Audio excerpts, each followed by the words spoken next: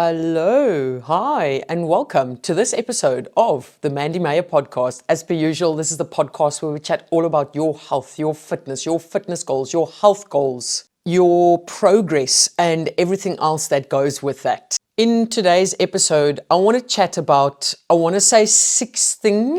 six very basic things that are going to help you get started. I'm going to break it up into 3 things nutritional and 3 things exercise. So movement-wise, that is really going to help you kickstart your health and fitness expedition if you are new to this. So if you have no idea where to start and everything else online just seems so overcomplicated, because let's be honest with one another here, there are so many different messages online as to you have to cut this out, you have to do hours and hours in the gym, you have to be doing tummy crunches, you have to be doing this, you can only eat salad, and end of the day it becomes very confusing. And it becomes very overwhelming. And that is the thing that often stands in the way as you as a newbie wanting to kickstart your health and fitness and fat loss expedition, just because it's like literally it's so overwhelming. And I know that because I have been in that position before. So in this episode, I'm going to break it down for you into 3 different things, or 3 things from a nutritional perspective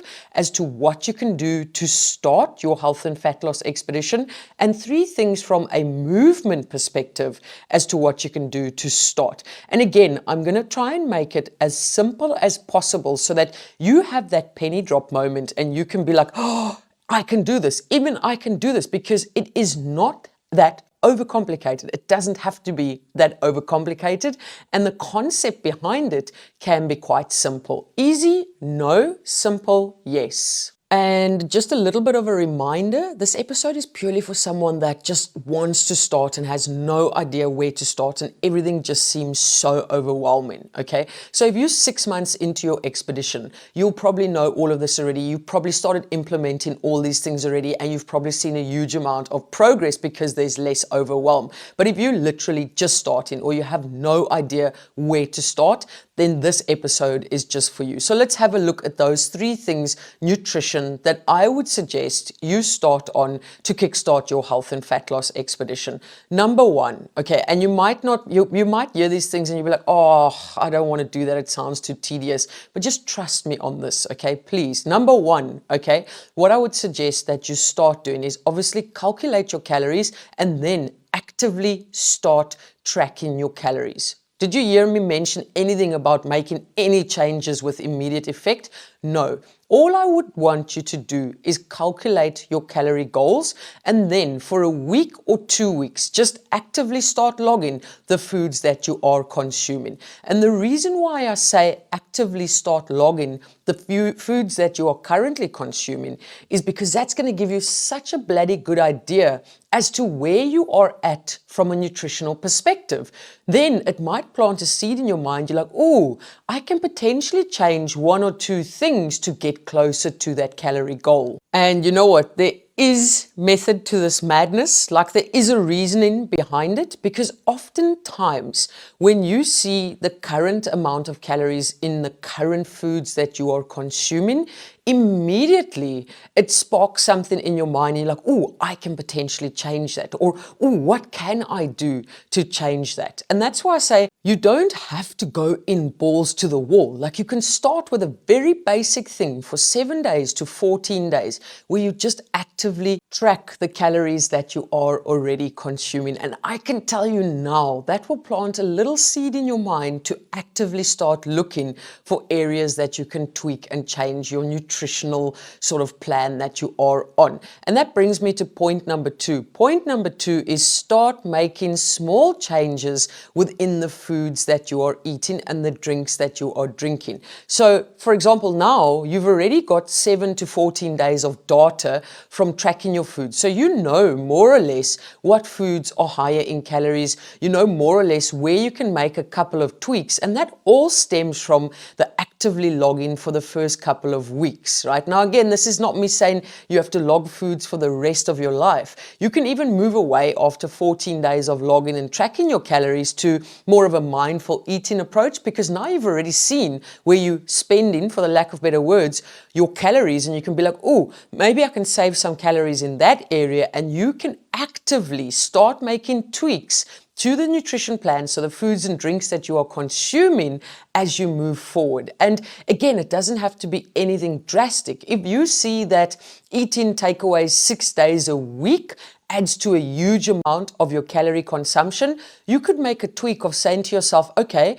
instead of 6 days a week of takeaways, you're going to start looking at maybe having 3 days a week where you have takeaways, and all the other meals, you're going to look at having more a balanced approach towards it. If after logging and tracking your foods for 7 to 14 days, you pick up, you're like, oh my goodness, those cappuccinos that I'm having 2 or 3 of every single day are adding to 600 calories, you can then make the tweak where you're like, okay, I'm going to have 1 cappuccino in the morning, and the other coffee after that might be a flat white. Maybe you can save yourself 200 calories. So again, it's all in those small tweaks and those small changes that you are going to make. So number 1, actively start tracking those calories, just so that you can get an idea of where you are currently at with the food consumption, with the calorie consumption.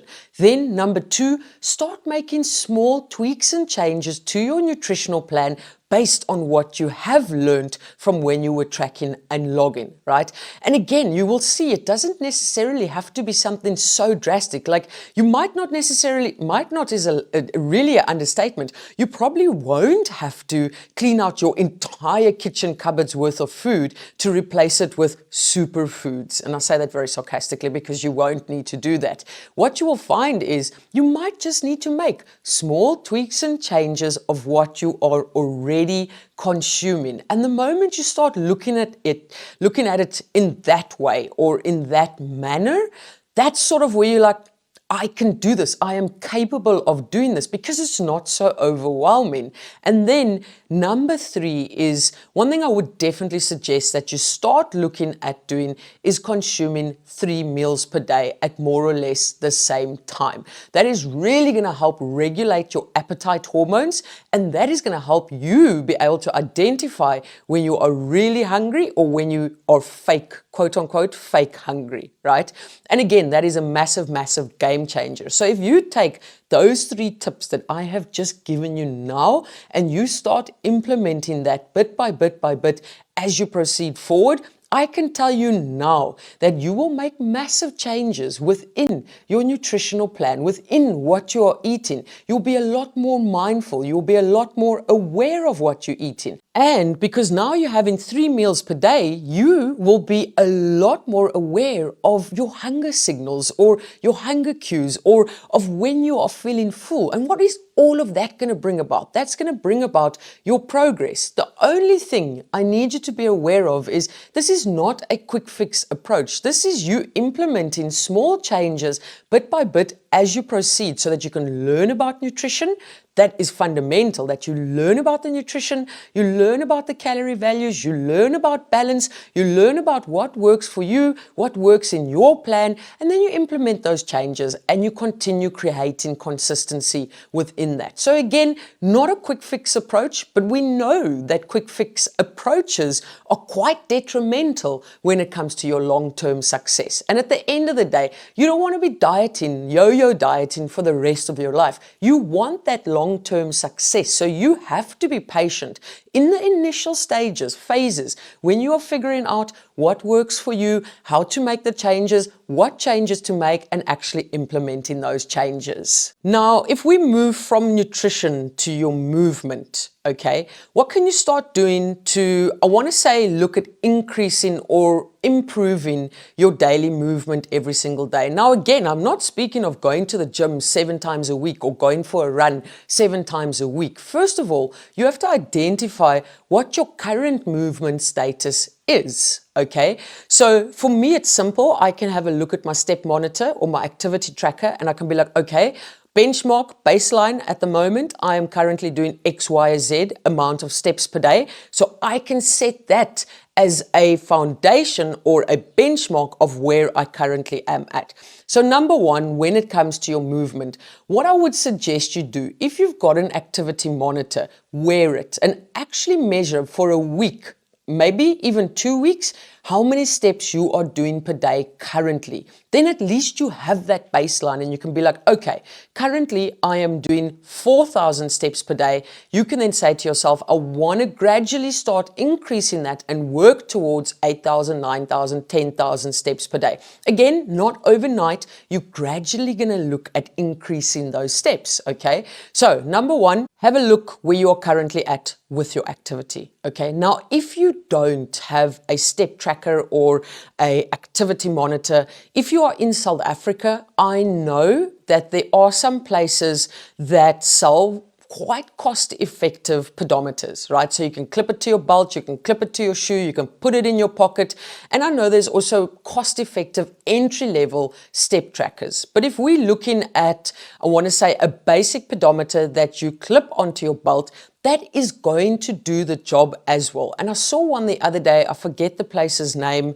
I'm trying to think of it now. It's not coming to me quick enough. I don't know why the name Decofern is coming to mind, but that's a furniture warehouse in South Africa. Actually, I think it's called Decathlon. I'm not 100% sure. I could be very wrong. And they sell basic pedometers, right?